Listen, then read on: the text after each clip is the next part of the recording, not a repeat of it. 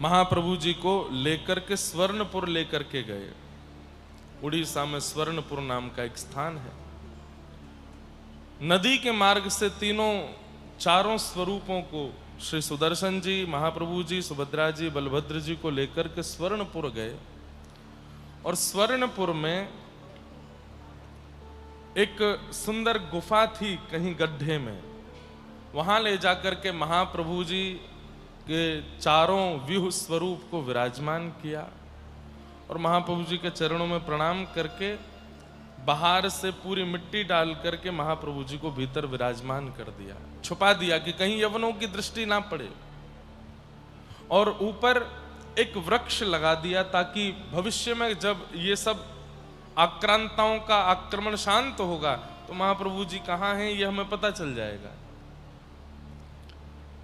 एक वृक्ष वहां पर अंकित किया। महाप्रभु जी को उस गुफा में और उस भीतर जमीन में बैठे बैठे 144 वर्ष व्यतीत हो गए। 144 वर्ष। श्री सोवन देव जी गजपति के बाद 2 राजा परिवर्तित हो गए, 2 गजपति महाराज और हो गए। तब आद्य गुरु शंकराचार्य भगवान का पुरी में आगमन हुआ। बहुत ध्यान से सुनिएगा। और आद्य गुरु शंकराचार्य भगवान ने आकर के जब देखा तो मंदिर में जो वेदी जहां पर महाप्रभु जी विराजते हैं केवल उसकी पूजा कर रहे हैं लोग, महाप्रभु जी नहीं। आद्य गुरु शंकराचार्य भगवान ने आकर के कहा कि हे राजन, ठाकुर जी कहां हैं? तो बोले हमने बस सुना है कि किसी काल में यवनों का आक्रमण हुआ था तो हमारे पूर्वज गजपति राजा ठाकुर जी को लेकर कहीं गए, कहां गए हमको नहीं पता। तब आद्य गुरु शंकराचार्य भगवान ने अपने सब शिष्यों के साथ मिलकर के पूरी खोज करने की प्रयास, कहीं तो संकेत होगा, कहीं तो लिखा होगा, कुछ तो अंकित किया होगा कि कहां लेकर के गए थे भगवान को।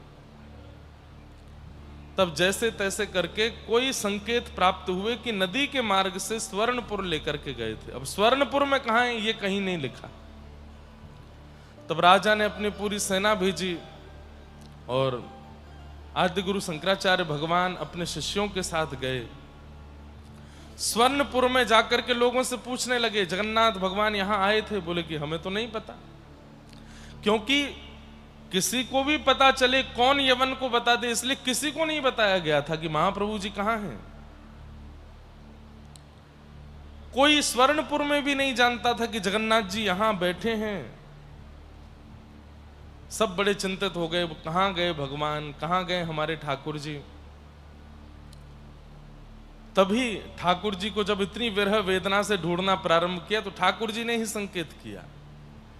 एक स्वर्णपुर की अति वृद्धा मैया, वो हाथ में थाल सजाई, सब सामग्री लिए जा रही है और एक विशेष वृक्ष की पूजा कर रही है। जो पौधा लगाया था वो अब वृक्ष बन चुका था। 144 वर्ष हो गए थे।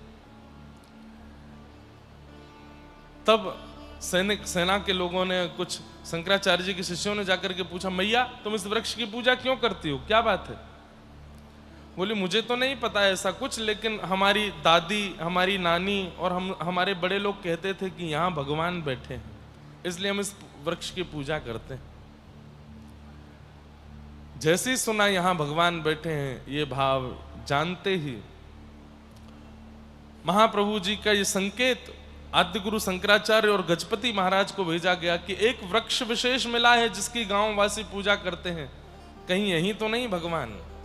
आकर के उस वृक्ष को प्रणाम करके उसको स्थान से हटाया और जैसे ही वहां भीतर गड्ढा खोदा, गड्ढे के अंदर एक गुफा है और उस गुफा में देखा चतुर्व्यूह महाप्रभु जगन्नाथ, सुभद्रा जी, बलभद्र जी और सुदर्शन जी विराजमान। उसी गुफा में विराजमान महाप्रभु जगन्नाथ जी का मंच चित्रण करके यहां कटक में बनाया गया। ये वो गुफा है। गुफा के अंदर एक रिक्त स्थान था। अब ऐसे ही तो छोटी मोटी गुफा में तो नहीं बैठेंगे, महाप्रभु जगन्नाथ कितने विशाल हैं, आप लोग दर्शन करते हो, खूब बड़ी गुफा है, उसके अंदर बैठे और वही दृश्य यहां प्रकट किया। कहते हैं कि महाप्रभु जगन्नाथ जी का स्वरूप जो था वो तो अब 144 वर्षों से भीतर थे, सेवा नहीं हुई थी कुछ भी, तो ऐसा प्रकट तो नहीं हो रहा था। लेकिन जो महाप्रभु जी के वक्ष में जीवित शालिग्राम भगवान ब्रह्म भगवान हैं, उनको देख करके सबको विश्वास हो गया कि महाप्रभु जी यहाँ विराज रहे हैं। और तब महाप्रभु जी का नवीन स्वरूप विराजमान करके, उसमें जीवित शालिग्राम भगवान विराजमान करके पुनः जगन्नाथपुरी में श्री ठाकुर जी विराजमान हुए। तभी से नव कलेवर प्रारंभ हुआ। जब कभी भी 2 आषाढ़ आते हैं, 2 आषाढ़ कब आते हैं? 2 आषाढ़ आते हैं, तब महाप्रभु जी का नवकलेवर होता है। ये अधिक मास आता है, इस बार ज्येष्ठ अधिक था ना, इस बार ज्येष्ठ अधिक था। ऐसे ही जब आषाढ़ अधिक आएगा, 2 आषाढ़ हो जाएंगे, तब महाप्रभु जी का नवकलेवर होता है। कभी 18 वर्ष में भी हो जाता है, कभी 25 वर्ष में भी हो जाता है। संभवतः अभी अधिक निकल के गया, इसका अगला अधिक, उसके अगले अधिक, उसके अगले अधिक में 2 आषाढ़ होंगे, तब महाप्रभु जी का नवकलेवर होगा। तभी से ये प्रथा नवकलेवर की प्रारंभ हुई। वही स्वरूप महाप्रभु जगन्नाथ जी का यहाँ पर आप सबके मध्य में इस मंच पर विराजमान हुआ। बोलो जगन्नाथ महाप्रभु की। तो बीच में एक काल ऐसा भी आया है जब महाप्रभु जगन्नाथ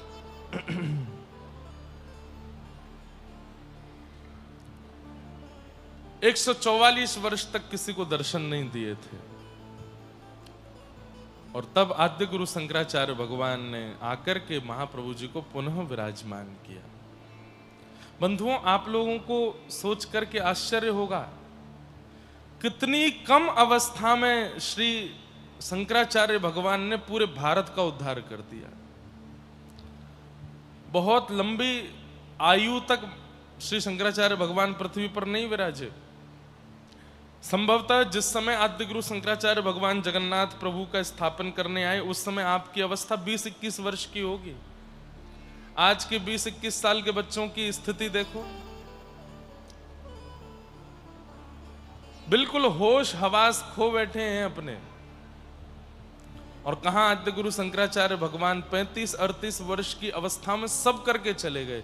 बद्रीनाथ भगवान को स्थापित किया, जगन्नाथ भगवान को स्थापित किया, दक्षिण में जाकर के सब तीर्थों का स्थापन किया। जितने तीर्थ आज हम लोगों को प्राप्त हैं, शंकराचार्य भगवान की कृपा। आज के युवाओं को देखो कहां भटक रहे हैं। और एक युवावस्था में शंकराचार्य भगवान आए थे, क्या करके गए विश्व को। इसलिए अपने आचार्यों से, अपने पूर्वजों से हमें सीखना चाहिए। वृद्धावस्था में तीर्थ करना कोई बड़ी बात नहीं है, और अति विशेष भी नहीं है। युवावस्था में करो। हमने 21 वर्ष की अवस्था में तो 4 धामों में कथा कर दी थी। बद्रीनाथ, रंगनाथ, जगन्नाथ, द्वारिकानाथ। 19 वर्ष में तो कथा कहना प्रारंभ किया। 21 तक तो 4 धाम में कथा कर दी। और अब तो कितनी कथा 4 धामों में हो चुकी। 4 धामों के भी 4-4 धामों में कथा हो गए। 29 वर्ष की आयु में आज भारत के बहुत से ऐसे धाम होंगे जो हमारे छूटे नहीं है। सब जगह हुआ है, और सब जगह लगभग कथा भी कर दी। 1-2 रह गए तो वहां कथा होने वाली है।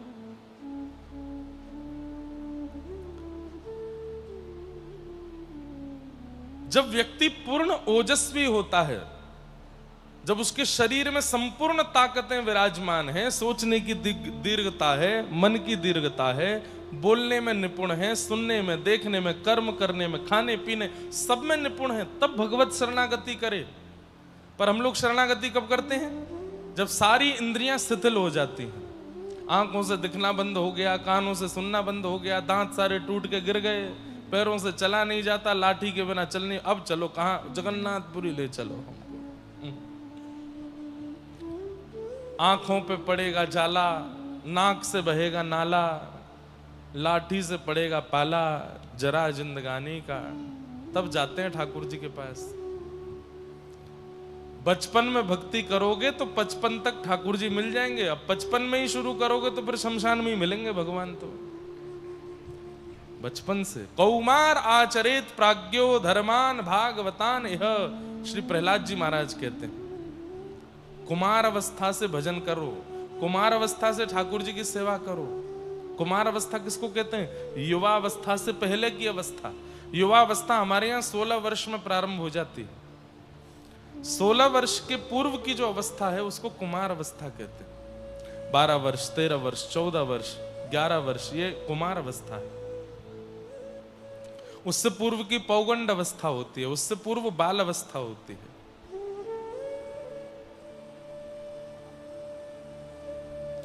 कुमार अवस्था से भगवत भजन कर लेना चाहिए।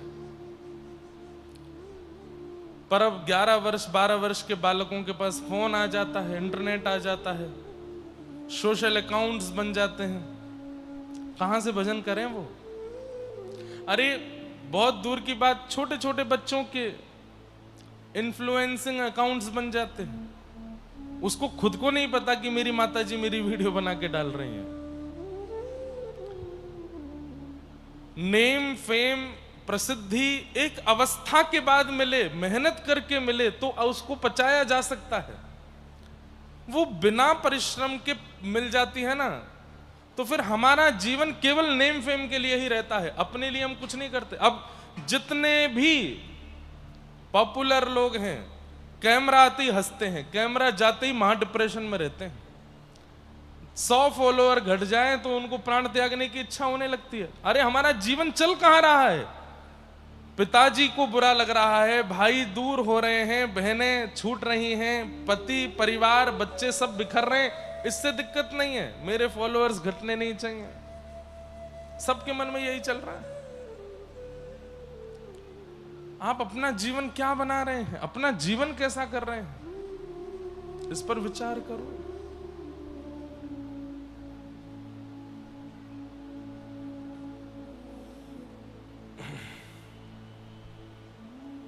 परिश्रम कीजिए, मेहनत कीजिए, पहले अपना जीवन सुधारिए, अपना जीवन मंगलमय कीजिए। हमने 2-3 साल पहले तक भी वो कथाएं की हैं जहां 5 लोग बैठे हैं, 10 लोग बैठे हैं, 50 लोग बैठे हैं। कई बार तो हम पहुंच गए व्यास मंच पे, यजमान ही नहीं आए, बैठ के प्रतीक्षा कर रहे हैं कि आ मैं तो पूजा करें, कथा प्रारंभ करें। वो समय भी देखा है। ऐसे ऐसे समय भी देखे हैं कि 7वां दिन कथा का और यजमान जिन्होंने कथा कराई वो फरार हो गए। सारा पेमेंट हम करके आए हैं, पंडाल का, स्टेज का, लाइट का, भोजन का, सबका पेमेंट हमने किया। एक जगह कथा हुई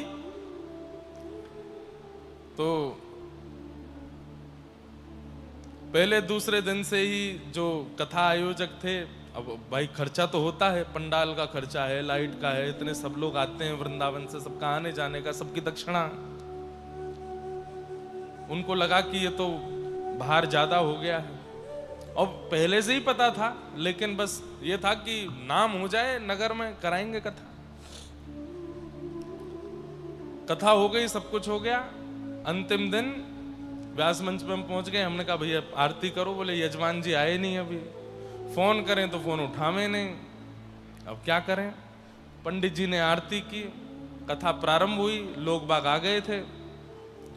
कथा के अंत तक भी यजमान जी ने, मैंने कि कहाँ गए? बोले पता नहीं, हवन भी नहीं हुआ, पूर्णाहुति भी नहीं हुई।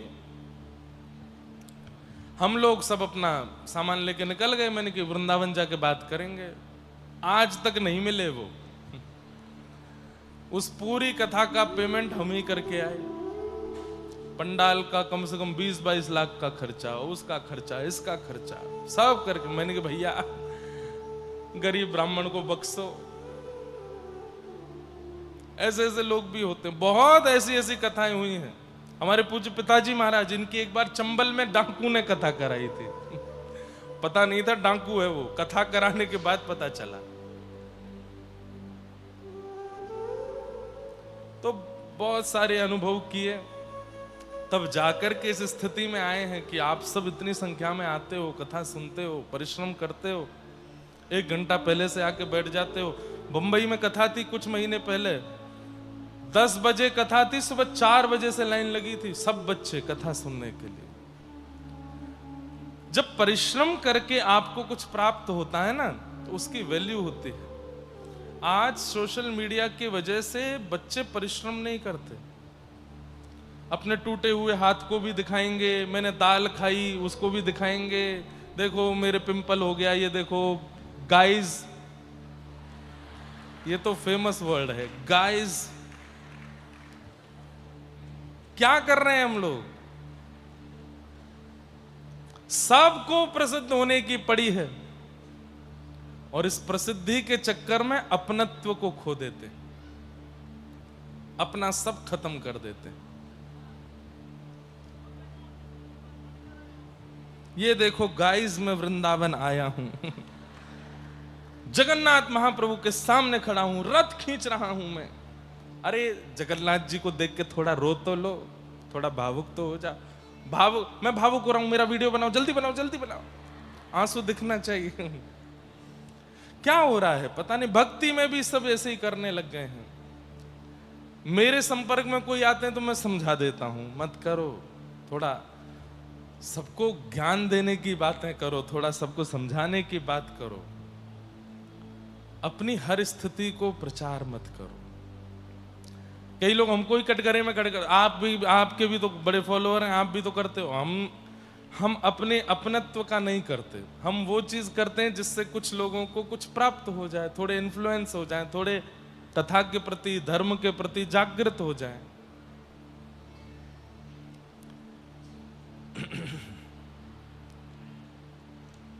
आद्य गुरु शंकराचार्य इतनी कम अवस्था में हमारे भारत को धाम में विराजमान करके चले गए, और हम क्या कर रहे हैं युवावस्था में? इसलिए युवावस्था से ठाकुर जी के बनिए, युवावस्था से ठाकुर जी की सेवा करिए। कौमाराचरेत प्राज्ञो धर्मान भागवतान इह दुर्लभम मानुषम जन्म।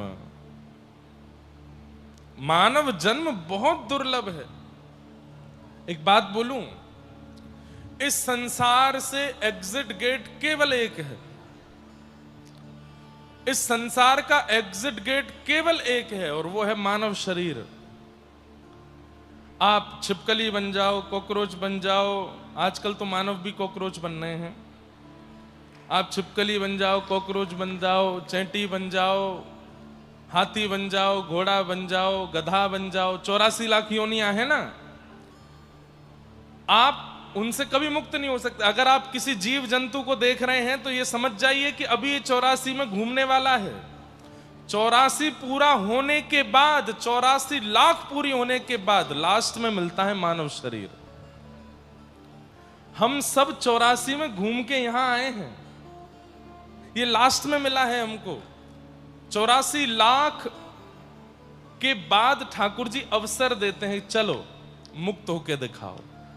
बार बार दुनिया में आने जाने का जो ये चक्कर है, इससे निकल के दिखाओ, तब हम मानव बन के आते हैं। हम दर्शन कर सकते हैं, हम कथा श्रवण कर सकते हैं, हम कीर्तन गा सकते हैं, हम परिक्रमा कर सकते हैं, हम करताल बजा सकते हैं, सेवा कर सकते हैं, बदलाव कर सकते हैं, सब कुछ इस मानव शरीर से कर सकते हैं। लेकिन ये सब ना करने के बाद केवल भोग वृत्ति, विषय वृत्तियों में ही पड़े रहते हैं। ठाकुर जी कहते हैं एग्जिट गेट बंद कर लिया, जाम कर लिया, लॉक कर लिया, फिर से 84 में घूमेगा। केवल मानव देह है जिसके द्वारा इस संसार से निकला जा सकता, नहीं तो आते रहोगे, बार बार बार बार आते रहेंगे। इसलिए हम सब मानव हैं। मैं तो निकल पड़ा हूं इस रास्ते पर कि बस ये अंतिम जन्म हो, इसके बाद आना नहीं है दुनिया में। आप भी यही सोच लीजिए कि ये अंतिम हो, और इसको अंतिम करने के लिए जो जो योजनाएं हो सकती है मैं सब करूं। पुनः इस संसार में नहीं आना है। अभी इतना खतरनाक हो चुका है, हमारी वृद्धावस्था बहुत खतरनाक निकलने वाली है। जितने युवा बैठे हो यहां पर, हम लोगों का बुढ़ापा बहुत खतरनाक होने वाला है।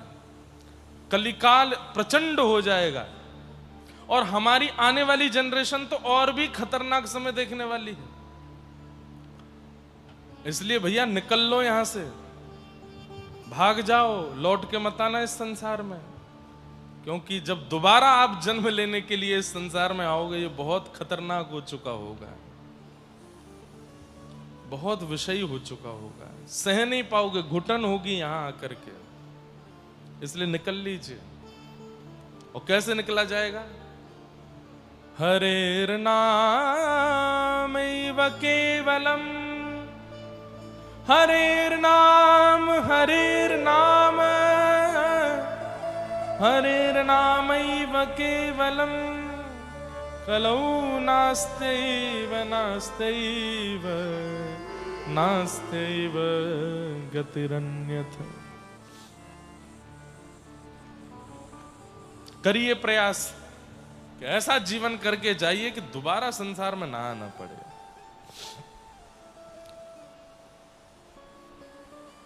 तो ऐसे ये ठाकुर जी गुफा में विराजमान हैं, उनका मधुर दर्शन। आज महाप्रभु जगन्नाथ जी का जो श्रृंगार है, ये कौन सा श्रृंगार है? कौन सा? श्राद्ध श्रृंगार। हाँ, ठाकुर जी अपने पूर्वजों का श्राद्ध करते हैं, मानव लीला कर रहे हैं। अपने समस्त माता पिताओं का, जो जो ठाकुर जी के माता पिता बने हैं लीलाओं में, उनका। और ऐसा भी सुना कि इंद्रद्युम्न महाराज और गुंडीचा देवी, उनको भी ठाकुर जी ने अधिकार दिया कि हम आपके लाला हैं, तो उनके लिए ठाकुर जी श्राद्ध करते हैं। तो ठाकुर जी आज श्राद्ध भेष में हैं। हर बालक को, हर संतान को बता रहे हैं कि अपने पूर्वजों का श्राद्ध किया करो। आज ठाकुर जी का श्राद्ध भेष है। ऐसे महाप्रभु जगन्नाथ, उनको बारंबार प्रणाम करते हैं। धन्य हैं इंद्रद्युम्न राजा, धन्य हैं गुंडीचा देवी। महाप्रभु जी श्राद्ध करते हैं उनका। किसी का प्रश्न है कि एकादशी के दिन निर्माल्य पा सकते हैं? बेझिझक पा सकते हैं, हर हाल में पा सकते हैं। घर में अपवित्रता है या फिर सूतक पातक के समय निर्माल्य पा सकते हैं? बिल्कुल पा सकते हैं। निर्माल्य महाप्रसाद है, वो कभी अपवित्र नहीं होता। आप किसी भी परिस्थिति में उसका सेवन कर सकते हैं।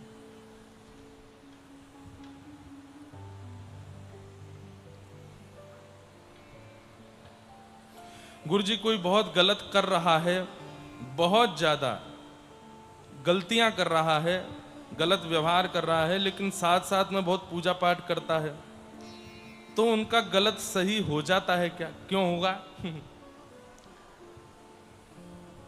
कौन है पता है ऐसा? रावण। गलत भी करता है लेकिन त्रिपुंड भी लगाता है, गलत भी करता है लेकिन शंकर जी का अभिषेक भी करता है, गलत भी करता है लेकिन महादेव की नित्य स्तुति गाता है, बना बना करके वीणा लेकर के महादेव को रिझाता है, लेकिन सारी गलतियां करता है। महादेव की पूजा करने के बाद जैसे ही निकलता है मंदिर से, उसका अपराध, उसके क्रूरता शुरू हो जाती है। अगर नहीं तो जिसके साथ गलत हो रहा है उसे क्या करना चाहिए? प्लीज कथा में भाइयों को हाईलाइट करते हुए बताएं। बहुत बहुत आभार। देखो, मैं पुरुष हूं इसलिए नहीं बोल रहा हूं, आजकल माताओं को भी समझाने की जरूरत हो रही है। जो चल रहा है भारत में उसमें केवल भाई ही दोषी नहीं है, माताओं को भी समझाना पड़ेगा। लेकिन भैया भाई लोग, हमारी प्रार्थना, ये जरूर किसी बहन ने लिखा है और निश्चित ही जो लिखा है उससे एक बात पता चलती है कि आपके द्वारा इनको प्रताड़ना की जा रही है, दुर्व्यवहार किया जा रहा है, दूषित शब्दों का प्रयोग या फिर दूषित व्यवहार, हाथापाई आदि तक होती है, तभी ये लिख करके हमको दिया है। और उसके बाद आप पूजा पाठ भी करते हो, जगन्नाथपुरी भी जाते हो, महाप्रसाद भी पाते हो, तो आपकी पत्नी है या बहन है या जो भी हैं, उनको संशय हो रहा है कि पूजा भी करते हैं, हमारे साथ गलत व्यवहार भी करते हैं। तो रावण मत बनिए, मानव बन जाइए। क्यों? माताएं बहनों के साथ दुर्व्यवहार करने वाला व्यक्ति जब भगवान के सन्मुख जाता है तो ठाकुर जी पूरी योजना बनाते हैं कि इसका नाश तो मैं करूंगा। यत्र नार्यस्तु पूज्यन्ते रमन्ते तत्र देवता। जो नारी का सम्मान नहीं करता, जो नारी की पूजा नहीं करता, जो नारी को विशेषता नहीं देता, जो नारी के साथ दुर्व्यवहार करता है, ऐसे घर में राक्षस बालक जन्म लेते हैं। भगवान कभी नहीं आते उस परिवार में। लेकिन जिस घर में, जिस परिवार में नारियों का सम्मान है, माताओं का सम्मान है, उस घर में बालक नहीं जन्म लेते, भगवान स्वयं आते हैं कि मैं पुत्र बन के जाऊं। इसलिए मेरी प्रार्थना है, समस्त भाई लोग कृपा करके बेटियों के साथ, बहनों के साथ, पत्नियों के साथ, माताओं के साथ दुर्व्यवहार मत करो। और अब माताओं से भी प्रार्थना है कि भाइयों के साथ, पतियों के साथ, होने वाले पतियों के साथ दुर्व्यवहार मत करो। क्योंकि भाई तो दुर्व्यवहार कर रहे हैं, माताएं बहनें तो सीधे मार ही दे रही हैं। ये सब अच्छी बात नहीं है। कहां तक समझाएं, हम तो बस बोल ही सकते हैं कथा में। होना वही है जो आप लोग चाहोगे, और आप लोगों से नहीं कह रहे हैं। मतलब संसार में क्या चल रहा है पता नहीं है, कैसी स्थिति आने वाली है कोई समझ नहीं पा रहा है। कृपा करके इस पर ध्यान दें।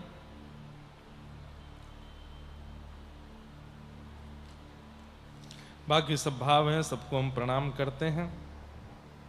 कल हम लोगों ने ठाकुर जी के रास बिहार का प्रसंग सुना। वुमेन एम्पावरमेंट तो आप जगन्नाथ महाप्रभु से सीखो। दोनों भैया अगल बगल साइड में खड़े हैं, लेकिन अपनी बहन को बीच में बैठा रखा है। बहन को विशेष रूप से सबके आगे किया। वुमेन एम्पावरमेंट तो आप महाप्रभु जगन्नाथ जी से सीखिए। द्रौपदी का चीरहरण हुआ तो महाभारत कर दी ठाकुर जी ने। एक नारी के सम्मान में महाभारत कर देते हैं। वुमेन एम्पावरमेंट तो आप जगन्नाथ जी से सीखिए। रावण हरण करके ले गया था सीता जी का, पूरी लंका को तहस नहस कर दिया, जला दिया और रावण का वध कर दिया। नारी का जितना सम्मान ये करते हैं, अगर इनका अर्चक, इनका साधक, इनको भजने वाला उतना नहीं करता तो सबसे ज्यादा कष्ट तो इन्हीं को होता है। इसलिए नारी का सम्मान करो। भगवान की बहुत बढ़िया कृति है माताएं बहनें, इनका बहुत सम्मान करो, इन्हें बहुत प्रेम प्रदान करो। कह दें तो कोई बड़ी बात नहीं, पलकों पे रखो, अच्छे से रखो, खूब प्रेम दिया करो अपनियों को। हाँ, कई लोग इतने दुष्ट हो गए संसार में, पर स्त्री गमन करते हैं। एक से विवाह करने के बाद अन्य के प्रति बुद्धि रखते हैं। बोले महाराज जी तो कह रहे थे पलकों पर रखो सबको। ऐसा नहीं। जिनके प्रति आपका अधिकार है, आपकी पत्नी है, आपकी बेटी है, आपकी बहन है, आपकी मैया है, इनको पलकों पर रखो और बाकियों को पलकों से दूर रखो। दूर से प्रणाम करो, सबको वंदन करो। भाई लोग जितना अच्छा जीवन जी सकते हैं इस प्रकार से, आपको बताएं, व्रत नहीं कर पाओ चलेगा, जाप नहीं कर पाओ चलेगा, भजन नहीं कर पाओ चलेगा, मंदिर नहीं जा पाओ चलेगा, लेकिन आपके व्यवहार में ये है जो अभी हमने कहा, तो ठाकुर जी आपसे बहुत प्रसन्न है। बोल कोई बात नहीं, मंदिर नहीं आता चलेगा, नाम जप नहीं करता वो भी चलेगा, एकादशी नहीं कर पाता तब भी ठीक है, लेकिन तेरा व्यवहार इतना कुशल है, इतने भयावह है कलिकाल में, मुझे इससे बड़ी प्रसन्नता है। तू नारी का सम्मान करता है, मैं तुझसे बहुत प्रसन्न हूं। इसलिए शुद्ध हो जाइए, पवित्र हो जाइए। कल हम लोगों ने रास का प्रसंग सुना, भगवान ने रास विहार किया। तत्पश्चात अब हम कथा को थोड़ा जल्दी जल्दी आगे की ओर लेके चलेंगे। युगल गीत का प्रसंग आया, भगवान के व्रज से गमन की लीला। आज किसी ने मुझे प्रश्न करके कहा कि महाराज जी, ठाकुर जी ने ब्रजवासियों को इतना वियोग क्यों दिया? एक बात याद रखिएगा, ध्यान से सुनिएगा कि वियोग में प्रेम बढ़ता है। और रही बात, तो ठाकुर जी ब्रजवासियों के कण कण में है, मन में है, रोम रोम में है, हर स्थिति में है। केवल व्रजवासियों के उस वियोग को ठाकुर जी अजर अमर करना चाहते थे पूरे विश्व को बताने के लिए, इसलिए ठाकुर जी वियोग दे करके आए हैं। प्रसंग में विस्तार नहीं करूंगा वियोग का, हमको क्योंकि घर नहीं जाना या कहीं और कथा करने नहीं जाना, पूरी ही जाना है।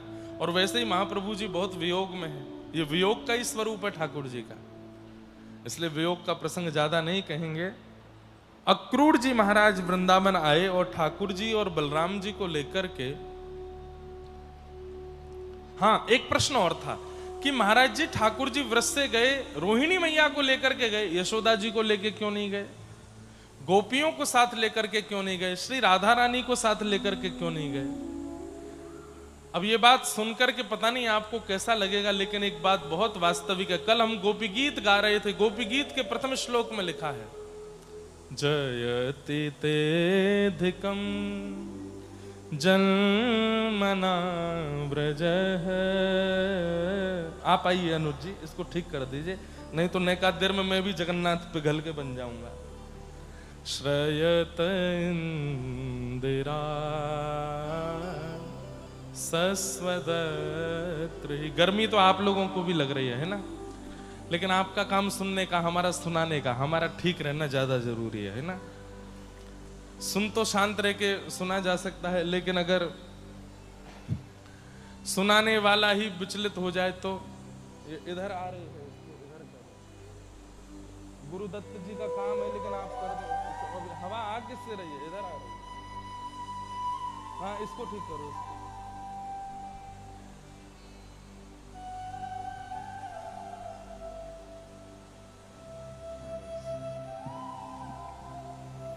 गोपियां गोपी गीत में कहती हैं ते जन्मना व्रजम अधिकम जयति।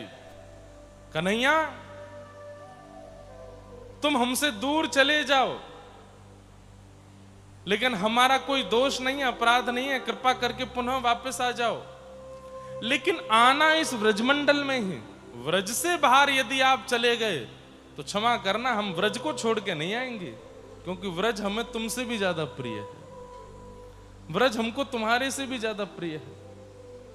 जैसे प्रेम का एक स्वरूप है, सब लोग इधर देखो, ध्यान से सुनना।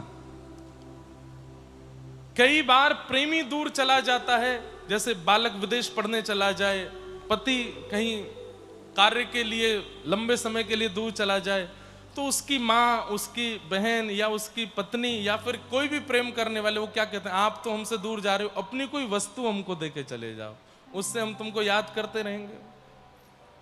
व्रजवासियों का ऐसा कहना है कि संपूर्ण व्रजमंडल जो है ये श्री ठाकुर जी के चरणों से आच्छादित हो गया है, ये श्री ठाकुर जी के चरणों से पवित्र हो गया है। ठाकुर जी भले ही व्रज से चले जाएं, लेकिन हम इस व्रज को छोड़ के नहीं जाएंगे। क्यों? श्री कृष्ण के चरण हैं इस व्रज में, श्री कृष्ण का स्पर्श है इस व्रज को।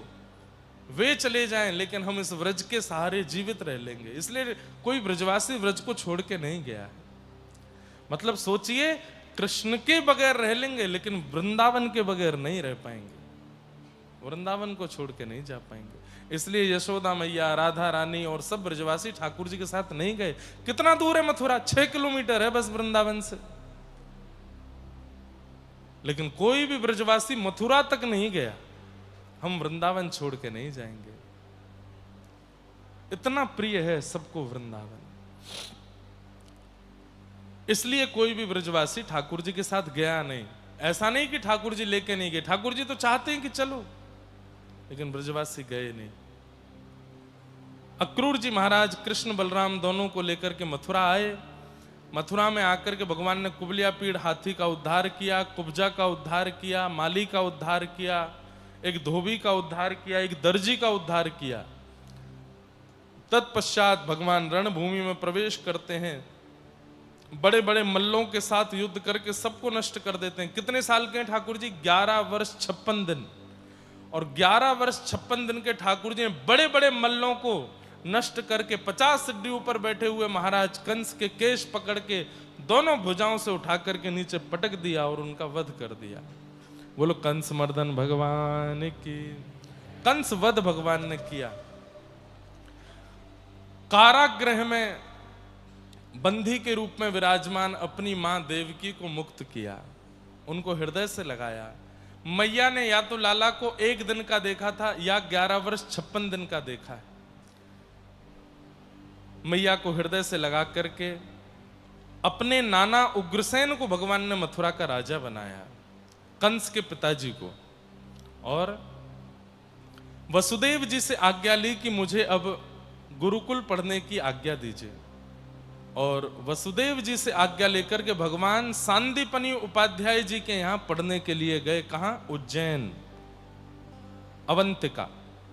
उज्जैन में भगवान ने अध्ययन किया और वहीं भगवान को अपने परम सखा मिले जिनका नाम था सुदामा।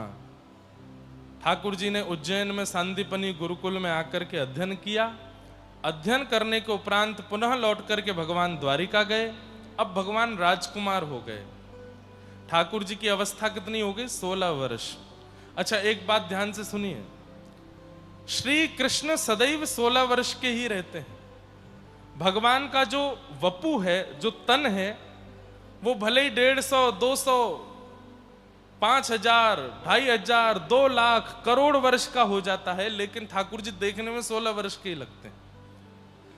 भागवत जी में द्वारिका लीला का वर्णन आता है। भगवान 16 वर्ष के, भगवान का पुत्र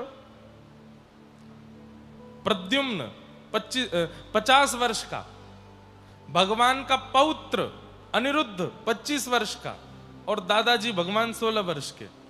मतलब परपौत्र है 26 वर्ष का, पुत्र है 50 वर्ष का, और परदादाजी ठाकुर जी हैं 16 वर्ष के। भगवान को कभी रेशे नहीं आते। ये जो हमारे मुखमंडल पर जो दाढ़ी मूछ आती है, और दाढ़ी मूछ के आने से पूर्व जब बच्चा 13-14 वर्ष का होता है तो सफेद सफेद सफेद जो रेशे आ जाते हैं, ये भी नहीं आते ठाकुर जी को। कई लोग कहेंगे खाटू श्याम भगवान की दाढ़ी मूछ कैसे है फिर, और उसके पीछे कथा स्कंद पुराण में है। लेकिन भगवान का बर्बरीक स्वरूप है वो, और भगवान ने उनको आज्ञा दी कि तुम मेरा ही रूप हो। इस भाव से हो सकता है, लेकिन कहीं भी ठाकुर जी को दाढ़ी मूछ नहीं आती। ठाकुर जी सदैव युवान रहते हैं। ठाकुर जी सदैव 16 वर्ष के बालक की तरह ही रहते हैं। अच्छा, इसके पीछे कारण क्या है?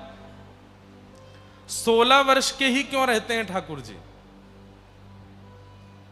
अब की बात अलग है, लेकिन आज से 20 वर्ष पहले भी अगर हम चले जाएं तो 16 वर्ष के बालकों को कुछ भी नहीं पता था संसार का। आज तो 11 वर्ष के बालक को भी पता है कि स्त्री पुरुष का क्या भेद होता है, संसार क्या होता है, विवाह का अर्थ क्या होता है, ये संसार कैसे चलता है। 11 वर्ष के बालक को भी सब पता है। लेकिन आज के 20 वर्ष 25 वर्ष पहले भी 16 वर्ष के बालक को इतना ज्ञान नहीं होता था। अरे जब हम लोग भी छोटे थे, हमारे उम्र के बच्चे भी जब छोटे छोटे होंगे, 8-9 वर्ष तक तो ऐसे ही घूमते थे। वस्त्र भी मैया पहनाती थी, खुद पहनना भी नहीं आता था। ठाकुर जी 16 वर्ष के इसलिए रहते हैं क्योंकि 16 वर्ष तक की उम्र में विकार नहीं आते मन में, विषय की इच्छा नहीं होती, काम की इच्छा नहीं होती, भोग की इच्छा नहीं होती। तो ठाकुर जी सदैव उस आयु में रहते हैं जिस आयु तक भोग, विषय, काम चित्त में प्रवेश ना करे। इसलिए ठाकुर जी 16 वर्षीय रहते हैं। भगवान वापस मथुरा लौट करके आए, राजकुमार बन गए। उद्धव जी को ठाकुर जी ने वृंदावन भेजा कि मुझे व्रज की बहुत याद आती है, एक बार देख के आओ ना, राधा रानी, यशोदा मैया सब कैसे हैं। श्री उद्धव जी महाराज बहुत विद्वान हैं और बहुत पराक्रमी हैं, बहुत बुद्धिमान हैं। ठाकुर जी से बोल के जाते हैं, मैं जा रहा हूं वृंदावन, सब ब्रजवासी, गोपी, यशोदा मैया, राधा रानी सबको समझा के आऊंगा, आपकी याद में रोया ना करें। अरे वो सब आपको अपना बालक मानते हैं, मित्र मानते हैं, सखा मानते हैं। मैं उनको जब बताऊंगा कि आप तो परमात्मा हो, आप भगवान हो, आप एक के नहीं रह सकते, आप एक जगह नहीं रह सकते, आप पूरे विश्व के हो, सब समझ जाएंगे, रोना धोना बंद कर देंगे। ठाकुर जी बोले जाओ। तो उद्धव जी शाम की कह के गए कि मैं शाम को आ जाऊंगा, और वृंदावन गए। वृंदावन की स्थिति क्या है? ठाकुर जी को व्रज से गए 6 वर्ष हो गए, और आज भी सारे ब्रजवासी मथुरा के रास्ते पर जाकर के बैठे रहते हैं। क्यों? क्योंकि जब कृष्ण गए थे तो कह के गए थे मैं परसों आ जाऊंगा। वर्षों हो गए ठाकुर जी नहीं आए, और प्रत्येक दिन शाम तक प्रतीक्षा करते हैं, और शाम को लौटते लौटते सब एक दूसरे को क्या कहते हैं, अरे हम तो फालतू में आज की प्रतीक्षा कर रहे कि आज लाला आवेगो। लाला तो परसों की कह के गए हो, परसों आवेगो। फिर अगले दिन पहुंच जाते हैं, पूरे दिन प्रतीक्षा करते हैं, फिर रात में आके एक दूसरे को समझाते हैं, अरे हम तो आज गलती से आ गए, परसों आवेगो लाला। तो परसों परसों परसों करते करते बरसों बीत गए, ठाकुर जी नहीं आए। आज सब ब्रजवासी बैठे हैं, मधुमंगल श्री दामा तन सुखा मन सुखा धन सुखा, सब भगवान के सखा गोपियां सब मथुरा के मार्ग पर बैठे रहते हैं, देखते रहते हैं कि कन्हैया आ रहे होंगे। और तभी एक रथ आता हुआ दिखाई दिया। मधुमंगल ने हल्ला किया, कन्हैया आ गयो, हमारो लाला आ गयो। अरे भैया परसों की कह के गए हो, बरसों बाद कन्हैया आ गयो। कोई दौड़ के जाओ, यशोदा मैया को जाके बताओ कन्हैया आ गयो, रथ आ रहा है मथुरा की तरफ से। मानो सब ब्रजवासियों के प्राण वापस आ गए हों, नेत्र सजल हो गए, रोते रोते सब ब्रजवासी दौड़ रहे हैं, पूरे रथ को चारों ओर से घेर लिया, हमारो कन्हैया आ गयो। रथ का पर्दा हटा करके भीतर से जैसे उद्धव जी निकले, किसी ने उद्धव जी को देखा ही नहीं, सब पीछे की ओर देख रहे हैं। और उद्धव जी से जल्दी उतर भैया, कहां है लाला हमारो, नीचे बुला बाकू। उद्धव जी बोले नमस्कार, मैं यदुवंशियों का मंत्री, भगवान कृष्ण का सखा, बृहस्पति का शिष्य हूं, मेरा नाम उद्धव है। आप लोगों की बहुत याद आती है भगवान कृष्ण को, इसलिए आप सबकी सुध लेने के लिए मुझको भेजा है कि देख के आओ सब ठीक है कि नहीं। अब भाई जो मंत्री होता है, जो पत्रवाहक होता है, वो तो ऐसी भाषा ही बोलता है, वो प्रेम से थोड़ी बोलेगा। ब्रजवासी बोले कृष्ण नहीं आया, वो आजकल मथुरा के राजकुमार हो गए हैं, थोड़े व्यस्त थे तो मुझको भेजा है। ब्रजवासी बोले वारे कन्हैया, ऐसो प्रेम कियो हमने, परसों की कह के गयो, बरसों तक आयो नहीं, और बरसों बाद याद आई तो स्वयं नहीं आया, अपनो सखा भेज दियो।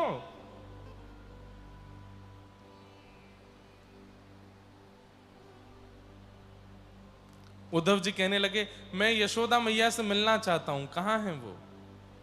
मधुमंगल बोलो ये नदी दिख रही है, बोले हाँ, ये यमुना जी नहीं है। अच्छा, ये नदी जहां से उद्गम होता है वही यशोदा मैया का भवन है, चले जाओ। बोले किसी के भवन से नदी का उद्गम कैसे हो सकता है। तो उद्धव जी कहते हैं तुम्हारे जो राजकुमार कृष्ण है ना, उनकी याद में पूरा व्रजमंडल रोता है, सबके आंसू ही नदी बन के बह रहे हैं, चले जाओ। नंद भवन में बैठी हैं यशोदा मैया। उद्धव जी देख करके वहीं स्तब्ध हो गए कि किसी की स्मृति में इतना रुदन कि नेत्रों के अश्रु। और ये बंधुओं, कोई ऐसे ही नहीं बोल रहा हूं मैं, आज भी वृंदावन में एक चीज का आश्चर्य होता है, यहां बोरिंग कराइए, पानी मीठा, 5 कदम बाद बोरिंग कराओ, पानी खारा, 3 कदम बाद बोरिंग कराओ, फिर मीठा, फिर 3 कदम बाद फिर खारा। क्यों? तो हमारे व्रज के लोग कहते हैं जो मीठा पानी है वो यमुना जी है, और किसी भी नदी के तट पर पानी खारा नहीं होता, मीठा ही होता है। लेकिन हमारे वृंदावन में यमुना जी के तट पर भी खारा पानी आ जाता है। तो कहते हैं ये व्रजवासियों के आंसू हैं, जो कृष्ण विरह में रोए हैं, ठाकुर जी की याद में रोए हैं। उद्धव जी महाराज यशोदा मैया से मिले, नंद बाबा से मिले। उद्धव जी ज्ञानी थे, लेकिन ये प्रेम उन्होंने पहले कभी नहीं देखा था। इन सब ब्रजवासियों की स्थिति देख करके उद्धव जी को आश्चर्य हुआ कि कोई इतना प्रेम कर सकता है। 6 वर्ष हो गए हैं, लेकिन आज भी ब्रजवासी वृक्षों से बात करते हैं, ठाकुर जी के चरण चिन्ह आज तक संजो करके रखे हैं। वर्षा होती है तो उसके ऊपर पत्ते लगा देते हैं कि कहीं ये धुल ना जाए, मिट ना जाए। ठाकुर जी जहां गैया चराते थे, आज भी वहां चरण चिन्ह बने हुए हैं। क्यों? ब्रजवासी उन्हीं को देख करके जीते हैं। उद्धव जी महाराज गोपियों के पास गए। सब गोपियां किशोरी जी से बात कर रही हैं। सब गोपियां बता रही हैं, मोकू तो सपने में दिखे, मोकू तो सपने में आए कि ऐसे करें कन्हैया। किसी गोपी ने कहा, हे किशोरी जी, आपके स्वप्न में कृष्ण नहीं आते? तो श्री राधा रानी कहती हैं, तुम सब सौभाग्यशाली हो कि रात्रि में तुमको नींद आती है और तुम स्वप्न देखती हो। मैं तो जिस दिन से कन्हैया गए सोई नहीं हूं, नींद चली गई मेरी, नींद नहीं आती तो स्वप्न कैसे देखूं? उद्धव जी दूर खड़े खड़े सब सुन रहे हैं।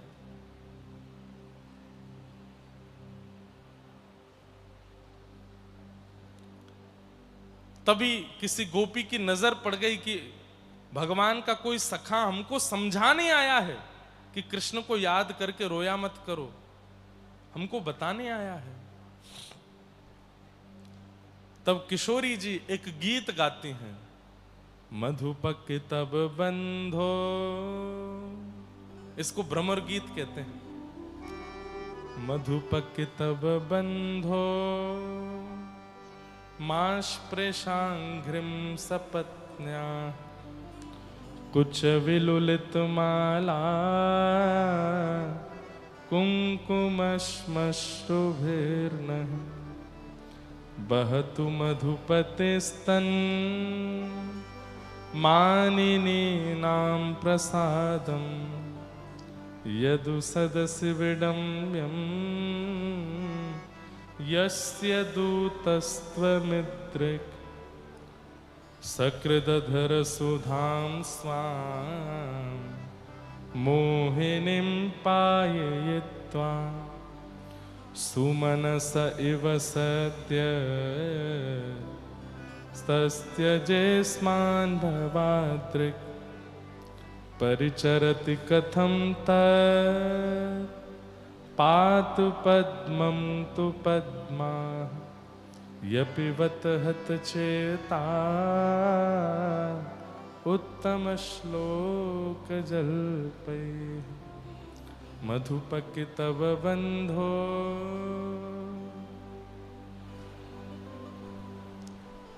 भ्रमर गीत गाया, बहुत सुंदर है। और उद्धव जी महाराज से कह रहे हैं,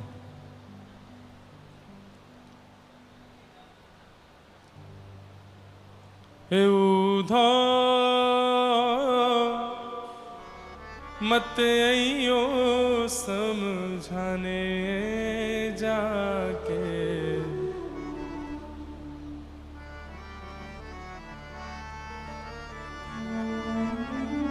उद्धव जी समझा रहे हैं। और सब गोपियां उद्धव जी से कह रहे हैं, जाए बसे हैं दूर बिरज से, भेजते हैं संदेशा, हम गोपीत राह तकत हैं, रूप हो गया कैसा, पथराई मैया की अखियां, दर्शन उसका पाने जाके, कांटा लगे सो ही जाने। हे उद्धव मत अइयो समझाने जाके, कांटा लगे सो ही जाने, जाके कांटा लगे सो ही जाने।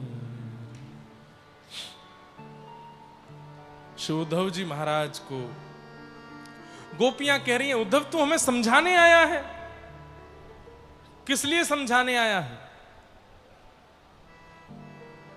तुझे कभी प्रेम हुआ नहीं तो तू क्या जाने कि प्रियतम के विरह में कितनी वेदना होती है। अरे तू जिन्हें परमात्मा कहता है, जिन्हें भगवान कहता है, यदि वे भगवान थे, परमात्मा थे, योगेश्वर थे, क्यों हमारे घर में आके माखन चुराते थे? क्यों हम लोगों से इतना नेह स्नेह करते थे? क्यों ग्वाल बालों के साथ खेलते थे? क्यों गैया चराते थे? क्यों रास विहार करते थे? परमात्मा थे तो सदैव परमात्मा बन के रहते। प्रेम करके गए, नेह लगा करके गए, तभी तो उनकी स्मृति होती है। हमने तो उनको परमात्मा जान के नहीं देखा। एक बार सुदर्शन चक्र, शंख चक्र, गदा पद्म धारण करके खड़े हो जाते हमारे आगे, दिख जाते एक बार चतुर्व्यूह रूप में, पता चल जाता कि ये परमात्मा है, तो कभी याद नहीं करती। लेकिन वो परमात्मा बन के नहीं रहे इस ब्रज में, प्रियतम बन के रहे, तभी तो उनकी याद आती है। और यदि वे परमात्मा भी हैं तो इतने निर्दयी कैसे हो सकते हैं कि हम यहां रो रही हैं, हम यहां बिलक रही हैं, हम ब्रजवासियों की स्थिति ऐसी हो रही है और वो मिलने तक नहीं आते। उद्धव जी महाराज के समस्त ज्ञान का ऐसा उत्तर गोपियों ने और श्री किशोरी जी ने दिया, उद्धव जी स्तब्ध रह गए। और बंधुओं, आश्चर्य की बात, शाम को लौट आऊंगा ये वचन भगवान को देकर के आए थे उद्धव जी। 6 महीने निकल गए उद्धव जी को, 6 महीने तक बैठे रहे ब्रजमंडल में।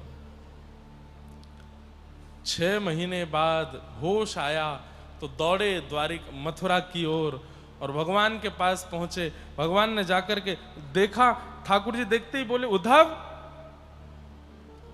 तू तो शाम तक आने वाला था, क्या हुआ? 6 महीने बाद लौट के आया। उद्धव जी महाराज ने भगवान का हाथ पकड़ा और पकड़ करके बोले, चलो मेरे साथ। बोले, कहां? वृंदावन।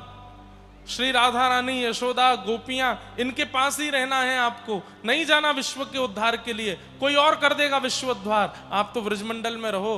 हे नाथ, ये गोपियां, ब्रजवासी इतना प्रेम करते हैं आपसे, इनको छोड़ करके मत जाइए कहीं भी। मैं महादेव से प्रार्थना कर लूंगा, ब्रह्मा जी से प्रार्थना कर लूंगा, देवी से प्रार्थना कर लूंगा, वे विश्व को संभाल लेंगे, लेकिन आप तो ब्रज में ही रहिए ना। यशोदा मैया, किशोरी जी के पास ही रहो नाथ। ठाकुर जी कहते हैं, उद्धव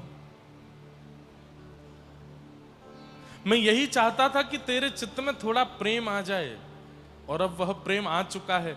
रही बात यशोदा मैया, राधा रानी, ब्रजवासियों के पास रहने की, नेत्र बंद कर।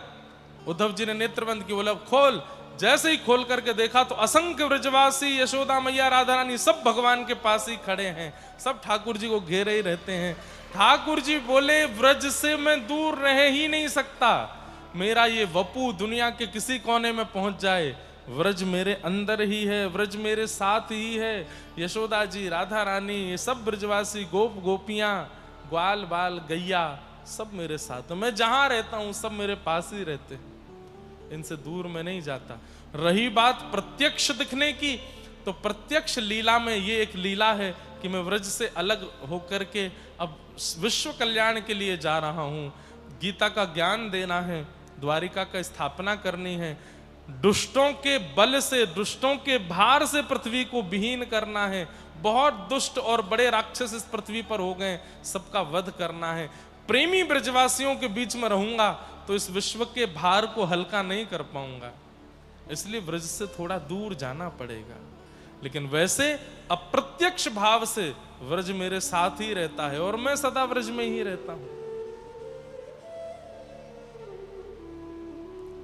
वृंदावन का कण कण, गली गली, वृक्ष वल्लरी, हर कुछ श्री कृष्ण ही है।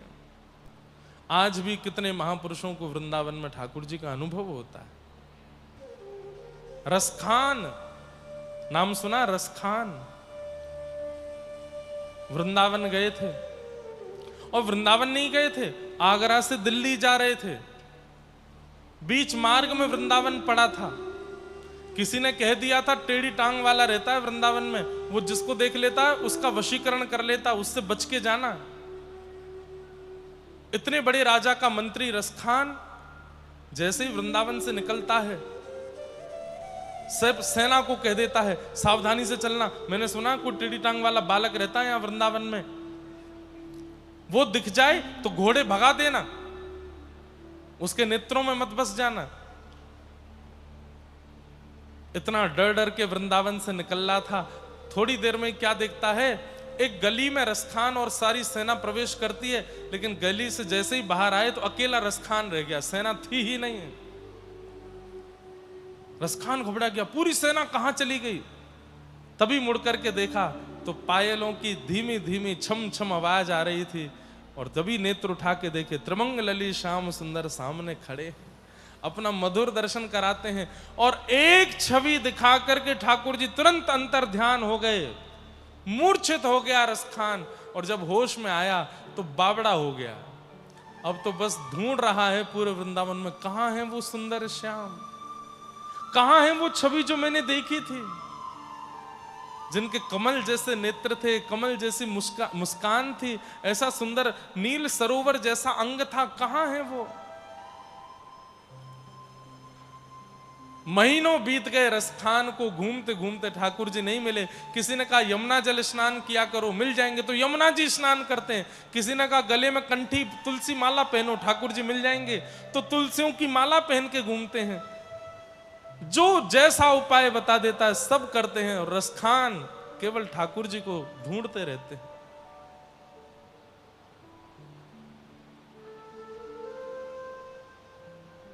आज भी ठाकुर जी वृंदावन में किसी किसी को अनुभव करा देते हैं। इससे ये प्रमाण है कि वृंदावन ठाकुर जी से अलग नहीं, ठाकुर जी वृंदावन से अलग नहीं।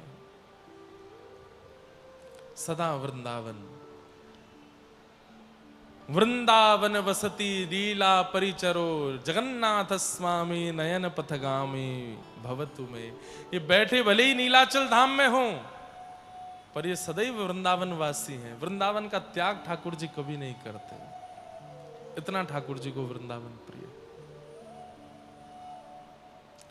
जहां विराजत राधा रानी, जहां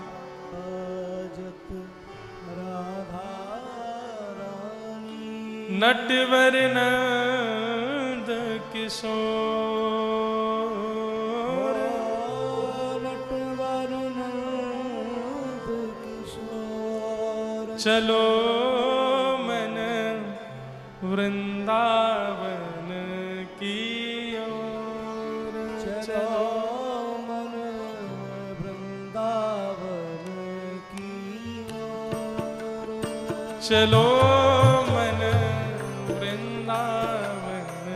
की ओर, चलो सब लोग का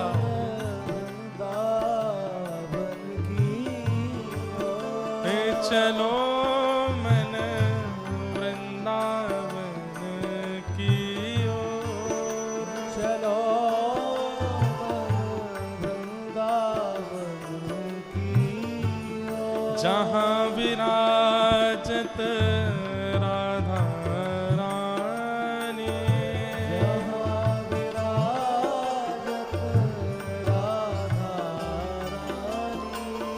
जहां विराजत राधा रानी, जहां विराजत राधा रानी, हे नटवर नंद किशोर,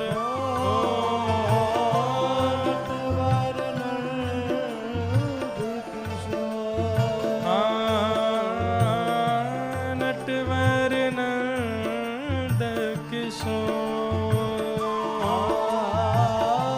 नटवर नंद किशोर, चलो मन वृंदावन की ओर, चलो मन वृंदावन की ओर, चलो मन वृंदावन की ओर, चलो वृंदावन की ओर। जय हो।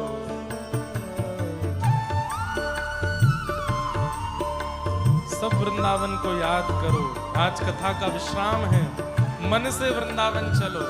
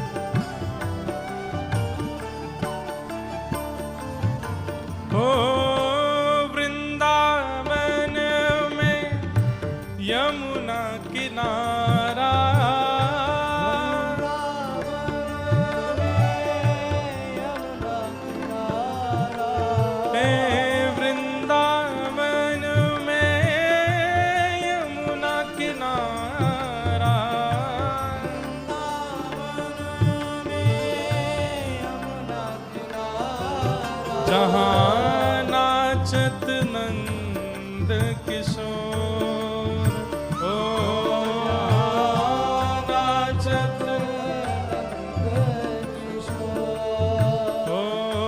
जहाँ निर्तत नंद किशोर, ओ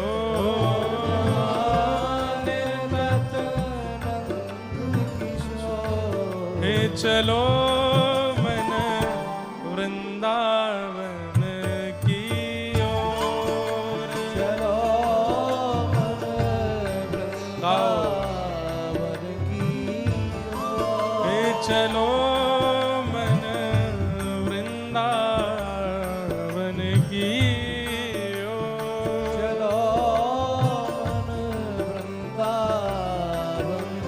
कैसा है वृंदावन?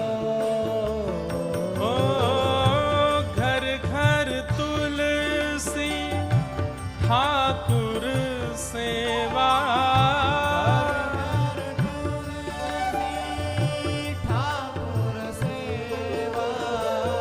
घर घर तुलसी ठाकुर सेवा,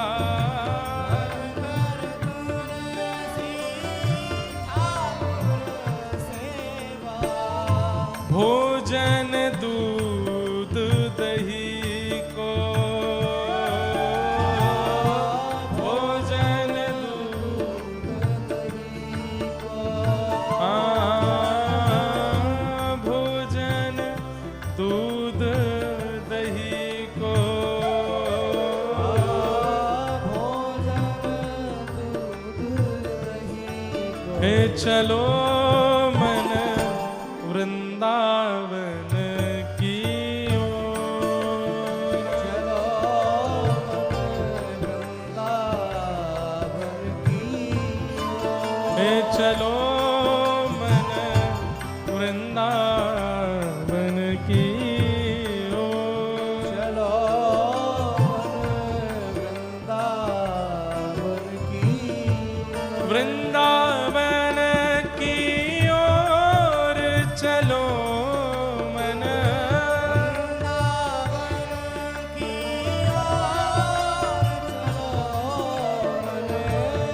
वृंदावन की ओर चलो मन,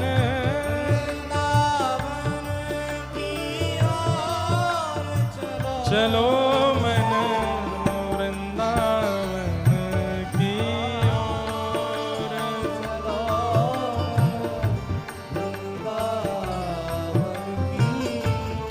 हे चलो मन वृंदावन की ओर, चलो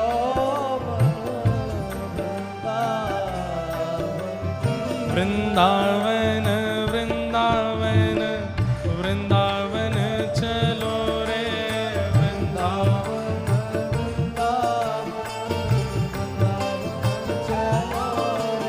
वृंदावन वृंदावन वृंदावन चलो रे,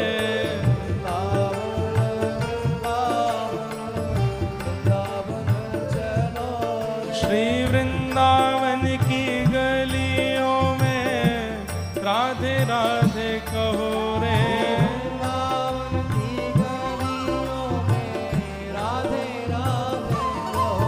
श्री वृंदावन की गलियों में राधे राधे कहो रे,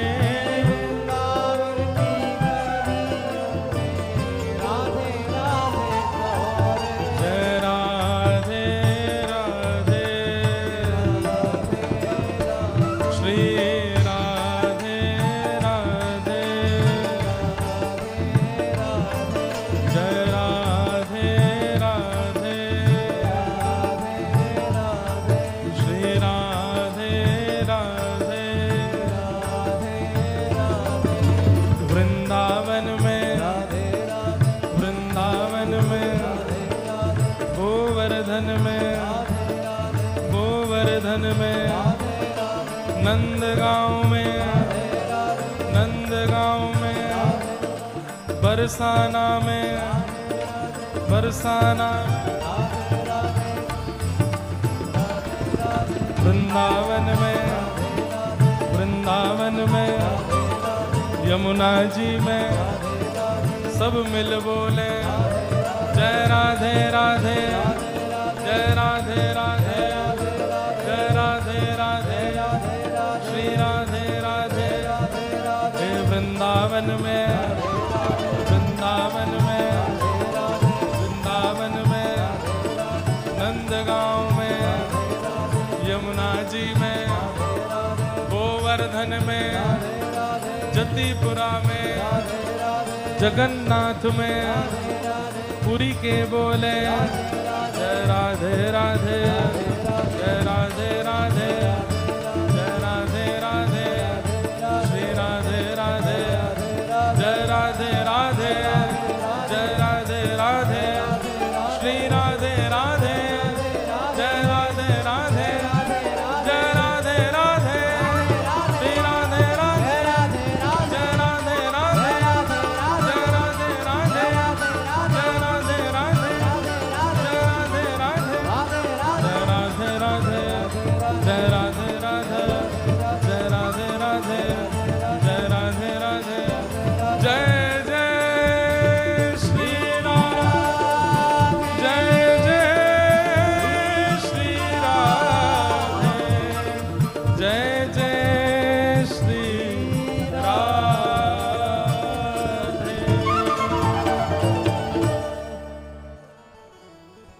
जहाँ विराजत राधा रानी, जहाँ विराजत राधा रानी, नटवर नंद किशोर,